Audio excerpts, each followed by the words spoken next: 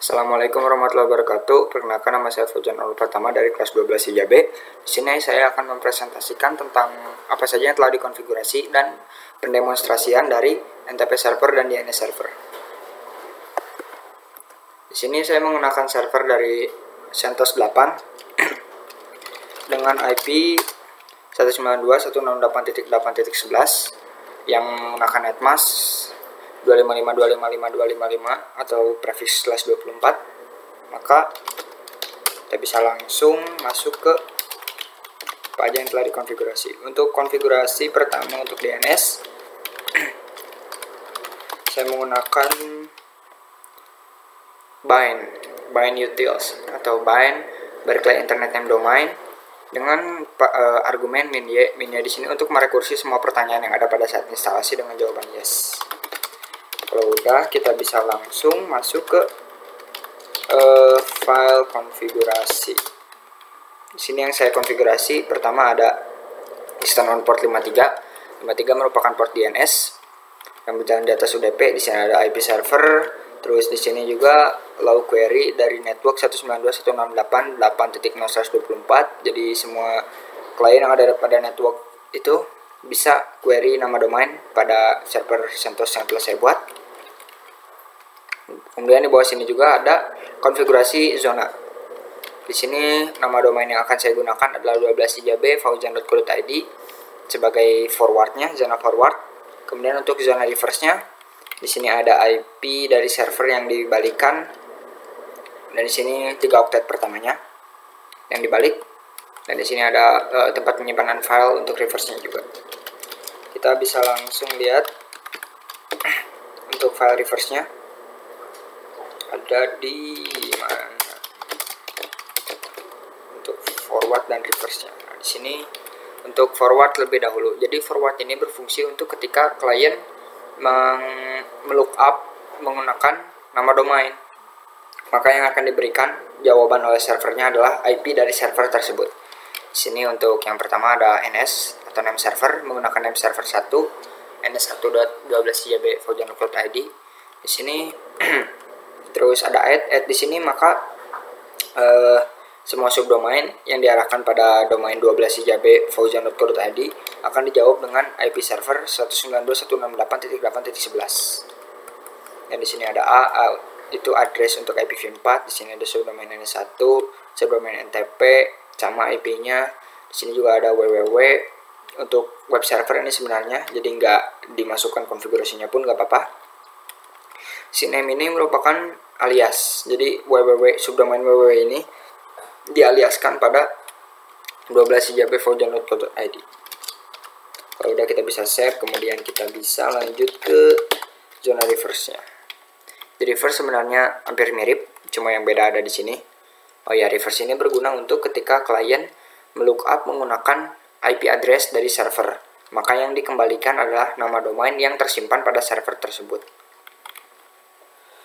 Nah, di sini ada oktet terakhir dari IP server 11. Kalau 3 oktetnya tadi ada di konfigurasi zona yang telah dibalik, yang berfungsi sebagai reverse. Di sini juga 11 pointer, di sini nama domainnya dan ada subdomain NTP-nya. Kalau udah, kita bisa langsung pertama enable. Kalau udah di enable, kita bisa start. Kalau udah start, kita bisa restart dulu, kemudian lihat statusnya. Nah, di sini ada tulisan hijau yang tulisannya active running, berarti DNS kita telah berjalan. Dan di situ ada tulisan putih yang lebih glowing daripada yang lainnya, bertuliskan all zones load, berarti semua zona yang telah kita konfigurasi, yaitu zona untuk forward dan reverse, telah di load dan berjalan atau running. Untuk pengetesan dari DNS-nya dulu, yang pertama di fisik. Untuk fisiknya kita bisa langsung aja NS lookup ya. Kita pilih dulu servernya menggunakan server yang telah kita buat. Ini langsung aja masukin nama domain.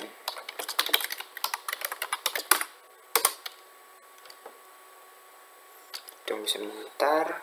Nah, di sini ada IP address dari server dan nama domain server tersebut.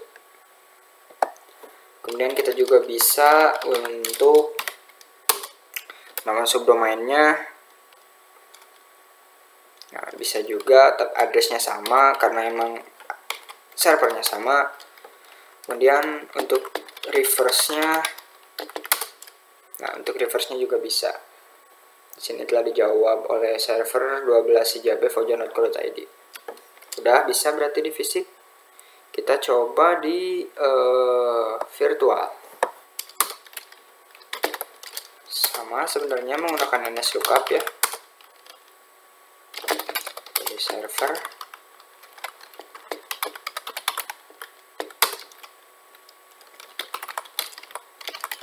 Masukin nama domain. Nah, udah di situ udah terjawab. Kemudian kita coba juga reverse-nya. Nah, udah juga sama, berarti DNS yang telah kita buat ini udah berjalan dengan baik di fisik maupun virtual. Kemudian yang selanjutnya adalah untuk NTP servernya. Untuk NTP servernya, saya di sini menggunakan paket instalasi Crony untuk NTP servernya. Karena telah terinstall, seperti biasa ada tulisan already installed, maka kita bisa langsung masuk ke file konfigurasinya. Nah, di sini sebenarnya ada banyak, tapi yang penting NTP-nya bisa berjalan.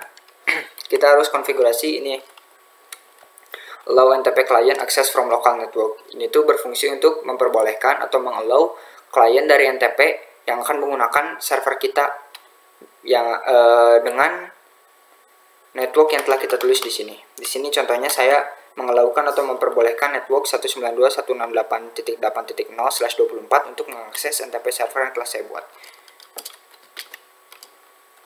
Di situ sebenarnya ada banyak ya pilihannya. Contohnya key file berfungsi untuk menggunakan NTP server dengan autentikasi dan masih banyak yang lainnya. Terus untuk menjalankannya kita bisa langsung aja sebenarnya. Sistem CTL sama kayak tadi. Kita start dulu untuk Crony Diamond-nya. Kemudian enable. Setelah di enable kita bisa restart dulu. Kita lihat statusnya. Nah, status di sini udah berjalan ya, berarti tulisannya yang hijau seperti biasa ada active running, berarti udah berjalan untuk NTP servernya. Kemudian untuk mengecek cara cek yang lainnya kita bisa pakai time.ctl. Di sini ada complete waktu mulai dari local time, universal time, real time clock time, time zone. Time zone-nya di sini saya pakai Asia Jakarta dengan waktu Indonesia Barat GMT +7. Terus di situ juga ada keterangan NTP service-nya telah aktif, maka telah berjalan. Untuk mengecek Crony Diamond dari Crony server yang dari NTP server yang telah kita buat ini, sebenarnya ngambil source waktunya dari mana? Kita bisa pakai ini. Oh ya, ini salah. Crony C tracking.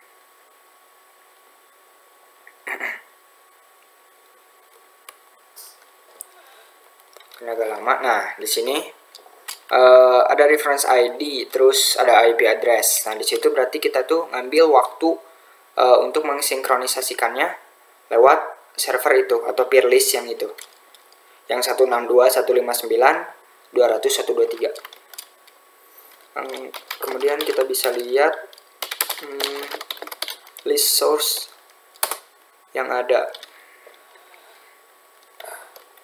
Di situ ada penjelasan number of sources, berarti ada 3 sumber.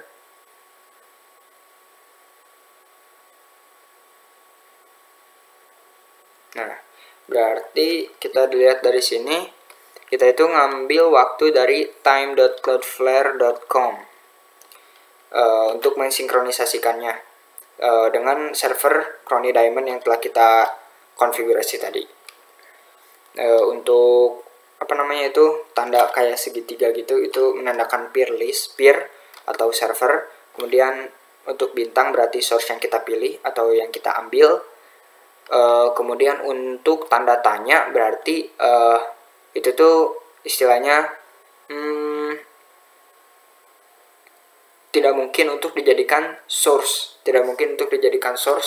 untuk mensinkronisasikan server Chroniday kita dengan universal time clock gitu. Nah, di sini juga setelah saya membaca-baca berbagai macam referensi, sebenarnya NTP server ini berguna untuk bukan untuk mensinkronisasikan waktu server dengan waktu klien, tetapi mensinkronisasikan waktu dengan waktu UTC gitu, atau universal time clock.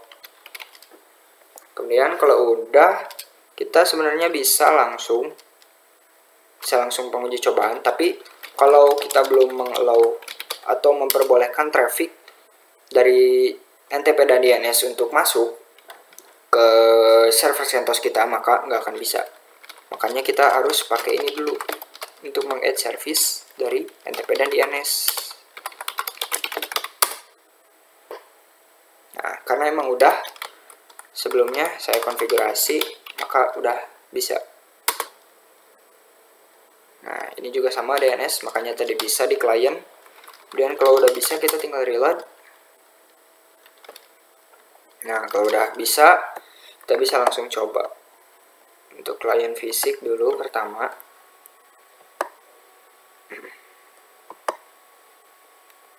Ini udah ada. Bentar.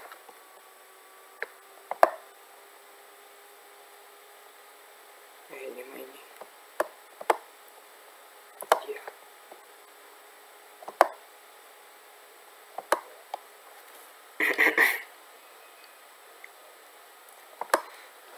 Yang pertama harus dilakukan untuk ngecek NTP server. Di sini ganti dulu prefer DNS-nya.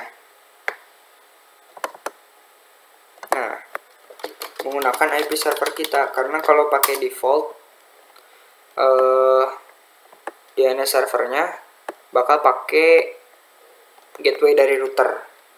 Kan gateway dari router nggak nyimpen nama domain yang telah kita buat. Makanya nggak akan bisa kalau pakai nama domain di NTP-nya. Dan kita bisa langsung ganti untuk mensinkronisasikan internet time. Ya, sini kita pakai ini. Nah, di sini udah ya, ada tulisannya. The clock was successful synchronized with ntp.12cjb-fauzan.co.id pada 26 Juli 2020 pukul 7.47. Berarti ini menandakan bahwa si klien telah tersinkronisasi dengan server CentOS NTP yang telah kita buat tadi. Untuk klien fisik telah berhasil. Kemudian untuk klien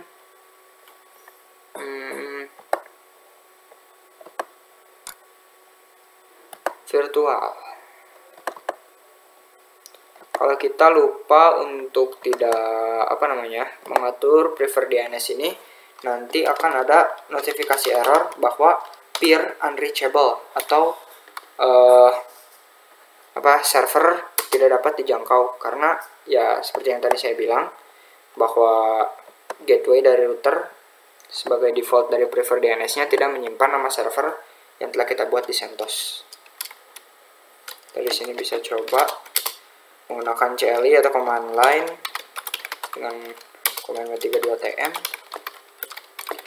menggunakan manual peer list.